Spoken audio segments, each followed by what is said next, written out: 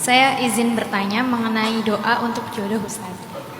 Jadi gini. Doa untuk apa, maaf? Untuk jodoh. Jodoh. Pas banget. Jadi gini, Ustaz. Saya pernah lihat FYP dari konten kreator, ya salah satunya beliau itu berdakwah juga. Beliau itu dalam kontennya itu memotivasi bahwasanya kalau doa meminta jodoh itu harus yang spesifik, namun tanpa menyebutkan namanya. Jadi hanya kayak semoga yang sefrekuensi, yang paham agama, yang belum pacaran dan lain-lain, tapi tidak request seseorangnya. Kemudian namun bertolak belakang dengan guru saya yang pernah di pesantren. Kata beliau, kata guru saya, kalau meminta jodoh itu jangan spesifik, cukup minta yang terbaik, katanya gitu. Nah, jadi bagi saya yang ingin mengamalkan doa semenjak dini ya, untuk tabungan ke depan gitu, kira-kira harusnya seperti apa doa yang baiknya? Terima kasih. Ini dua pendapat yang tidak berbenturan sebetulnya. Justru dalam Islam itu ada namanya ikhtilafut tudad dan ikhtilafut tanawwu'. Dalam Islam itu perbedaan itu ada dua. Ada yang namanya perbedaan ikhtilafut tanawwu', ada yang namanya ikhtilafut tudad. Apa bedanya? Ikhtilafut tanawwu' adalah perbedaan yang keberagaman. Sedangkan ikhtilafut tudad perbedaan yang bertentangan. Di dalam Islam itu ada perbedaan yang sifatnya saling bertentangan. Ada juga perbedaan justru keberagaman.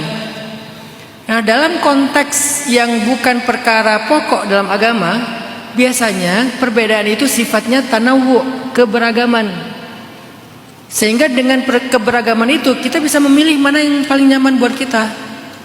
Dia bukan pertentangan satu dengan yang lain. Biasanya yang bertentangan itu yang sifatnya pokok dalam agama, masalah akidah, masalah rukun-rukun iman, rukun Islam, itu kan pokok-pokok ya. Dan itu biasanya nggak bisa keberagaman. Memang antara yang hak dan batil, namanya tudad, bertentangan. Tapi kalau yang sifatnya bukan pokok, termasuk dalam masalah ibadah itu kayak tentang bacaan niat, tentang masalah hal-hal yang sunnah dalam sholat dan seterusnya, itu biasanya sifatnya tanawwu', keberagaman. Makanya karena dia keberagaman, disitulah kemudahan Islam.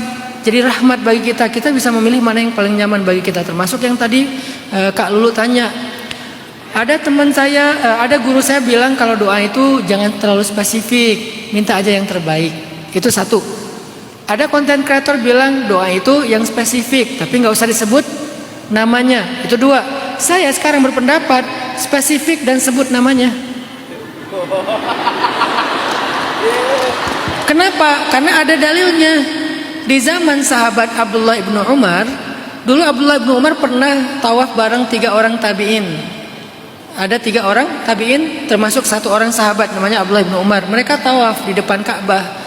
Lalu ketika selesai tawaf, Abdullah bilang gini, sal tu'tah, minta pasti akan dikasih sama Allah, mumpung depan Ka'bah nih. Akhirnya mereka berempat berdoa. Orang nomor 1 berdoa, ya Allah, nikahkan aku dengan Sukainah bintu Husain. Disebut namanya. Perempuan yang dia sukai di Irak namanya Sukainah _ Husain. Nama akunnya.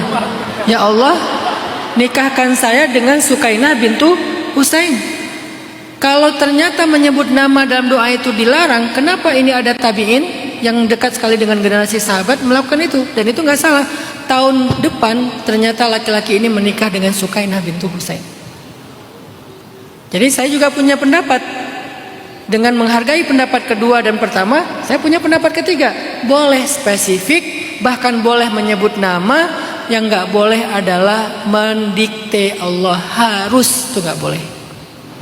Pokoknya kalau nggak dikasih yang ini, saya nggak mau nikah seumur hidup. Kalau bukan dia, saya mau bunuh diri. Allah mau. Jangan gitu sama Allah. Pakai tali gini. Ya Allah, nikahkan saya dengan dia. Kalau nggak, nih saya ini nih. Itu nggak boleh. Tapi spesifik boleh. Atau mau yang agak general, yang terbaik menurut Allah, boleh juga. Atau spesifik tapi nggak sebut nama, boleh juga. Saya pun memakai 3-tiganya. Dalam masalah rezeki, ya Allah, kan nggak harus disebut ya Allah beri saya uang 1 miliar. Kan terlalu spesifik ya.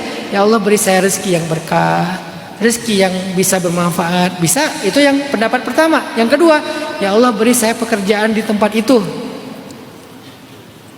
Pekerjaannya spesifik, tapi dia nggak menyebut atau nggak di tempat itu. Ya Allah beri saya pekerjaan sebagai apa misalnya, spesifik. Yang ketiga, ya Allah beri saya pekerjaan di tempat itu, di kantor itu, disebut namanya. Boleh tiga-tiganya, mana yang paling memungkinkan, dan setiap situasi berubah-ubah.